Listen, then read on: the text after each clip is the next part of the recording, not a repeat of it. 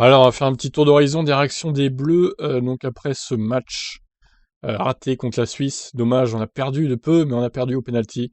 Terrible. Donc l'audience du match, hein, stratosphérique, évidemment, vous vous en doutez. 16 344 000 téléspectateurs, 63,3% de part de marché.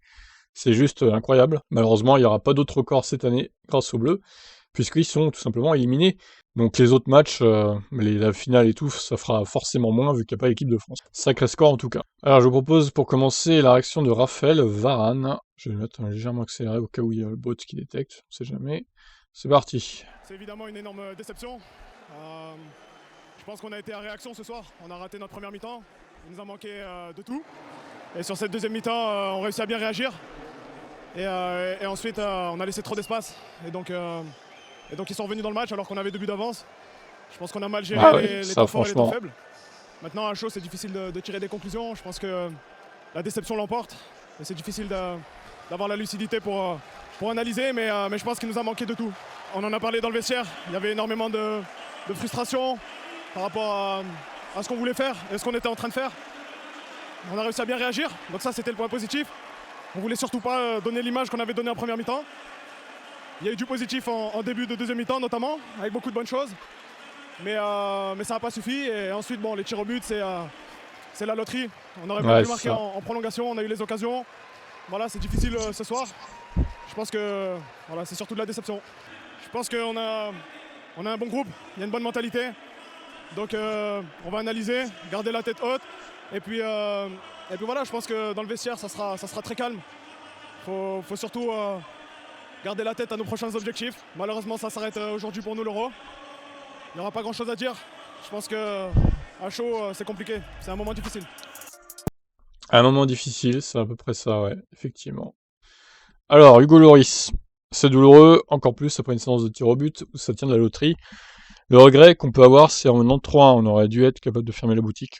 On ne peut pas nous reprocher le manque de générosité parce qu'on est allé au bout du bout. Mais à 3-1, on doit mieux gérer la fin de match. On ne va pas chercher d'excuses. Quand on rentre sur le terrain, on y va avec le mental, le physique. On ne peut pas parler de match raté, on est l'équipe de France championne du monde en titre. Forcément, se faire éliminer en huitième de finale, ce n'est pas bon. Maintenant, il faudra digérer cette déception. C'est normal que quand les Suisses prennent l'avantage en sentant que l'équipe ronronne un peu, et c'est normal de changer certains joueurs. Ces 2 buts concédés dans le dernier quart d'heure nous font très mal, même si dans la prolongation, on fait des bonnes choses, on a puisé dans les ressources contre l'Allemagne et le Portugal, il a fallu batailler. On va digérer cette défaite, et surtout le scénario du match. On est passé par tous les états en termes d'émotion, c'est le football, c'est comme ça qu'on l'aime. Quand ça ne passe pas comme on le souhaite, ça fait mal. Il y a des grands champions, des futurs grands champions dans cette équipe, il faudra se remettre au travail. Alors, Didier Deschamps, on va l'écouter, parce qu'il y a un audio, enfin une vidéo que je vais vous mettre en audio seulement.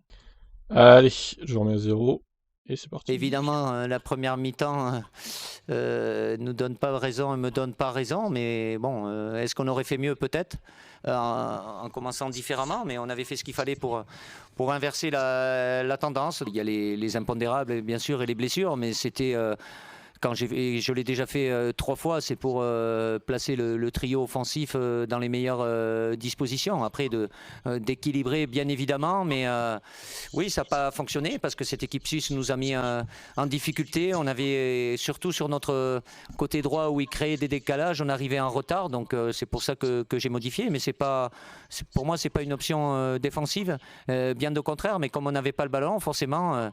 Voilà, cette équipe suisse, de par leur mouvement, trouvait de la profondeur. Il y avait trop d'intervalles entre les joueurs et on n'avait pas une équipe compacte. Donc c'est pour ça que j'ai modifié à la mi-temps. La Suisse nous a mis en grande difficulté et nous, on était en retard, des décalages, donc liés probablement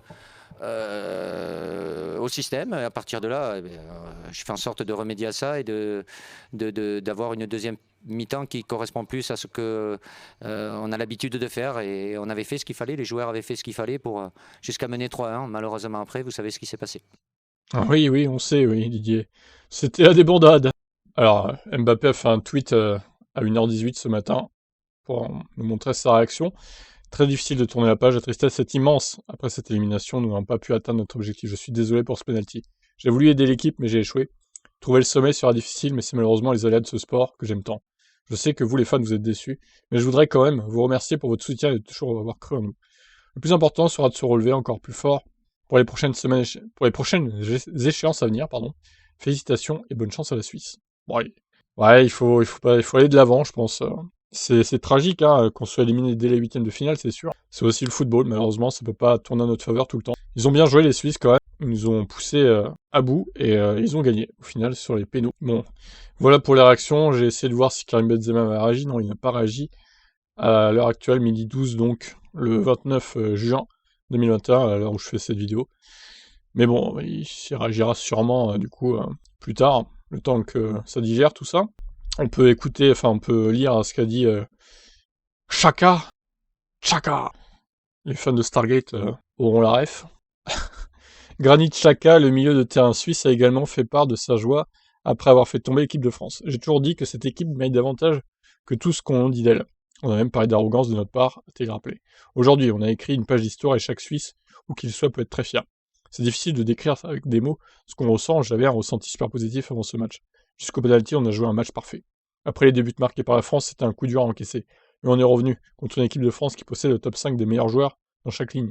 Je dis simplement merci à tous les joueurs et au coach qui a amélioré l'équipe à chaque tournoi. À 3-1, les Français ont cru que c'était gagné. Je ne veux pas parler d'arrogance, mais je savais que si on marquait le deuxième but, on pourrait y arriver. À mon avis, on était la meilleure équipe. Ma seule douleur, c'est ma suspension pour les quarts de finale. Ouais, du coup, lui, sans la Suisse sans lui, à mon avis, ça va être plus dur déjà. Alors, le sélectionneur suisse, une telle victoire va nous faire avancer mentalement et sur l'estime pour notre équipe. À noter Vladimir Petkovic. Elle a envie de montrer davantage, je suis content, mais il faut se reposer, se préparer pour le prochain match. L'idée était de dominer le centre du terrain, le milieu, dans un bloc ni trop haut ni trop bas. Contre l'équipe de France, il faut garder des lignes serrées sur 30-40 mètres, et mon équipe l'a très bien fait. Quand on a été mené de 2 buts, après avoir manqué ce penalty, pour des joueurs normaux, c'était impossible de revenir. Mais aujourd'hui, j'avais une super équipe, chaque joueur a tout donné, et la foi est revenue, on a senti qu'on pouvait égaliser, faire encore plus, et on a mieux fini que physiquement. Voilà, bon bah écoutez, je vais arrêter là pour cette vidéo. C'est donc terminé pour l'équipe de France à l'Euro 2020, donc je ne diffuserai plus de matchs avec RMC en commentaire, vous l'aurez bien compris. Je faisais que ça pour la France seulement, donc voilà, c'est terminé. Je vous dirai évidemment le résultat de la finale quand même, j'en parlerai sur la chaîne. Mais bon voilà, on verra donc qui gagne cet Euro le 11 juillet prochain. Bonne chance aux équipes qui restent, évidemment, y compris la Suisse. Faut pas les haïr, c'est bon, voilà, c'est le jeu, c'est le football. Et on essaiera de se rattraper, ma foi, à la Coupe du Monde 2022 au Qatar l'année prochaine, qui aura lieu, je rappelle, en novembre, je crois. Ça sera en hiver pour chez nous, donc voilà, ils ont 1 an et demi à peu près pour se reposer, se préparer, etc. Voilà, je vous laisse. Qu'avez-vous pensé de ce match? Je vous laisse, bye.